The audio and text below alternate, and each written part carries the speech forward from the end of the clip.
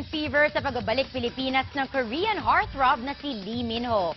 Revelasyon ni Lee Min-ho, may surpresa siya sa mga Pinoy na manonood ng kanyang concert bukas, ang kanyang butt dancing.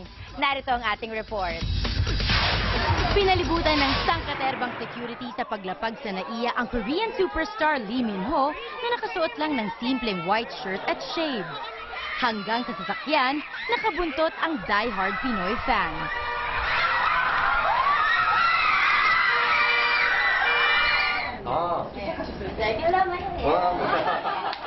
Kanina, masayang humarap sa press ang heartthrob. Ito'y para i-promote ang kanyang first concert sa Pilipinas na may Everything World Tour. Nag-sample naman ang Korean star sa kanta sa kanyang unang album na idinededicate niya sa mga Pinoy. Ikalawang pagbisita na ito sa bansa ni Lee Min-ho na unang sumikat sa Voice Over Flowers at City Hunter.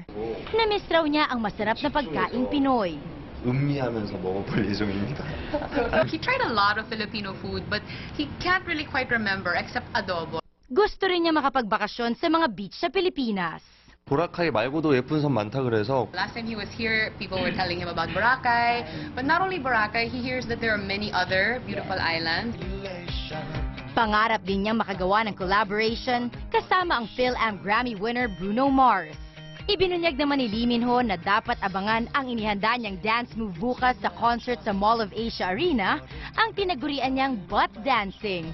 Ito'y bilang pagpapakita ng pagmamahal niya sa Pinoy fans. mahal 꼭 가요.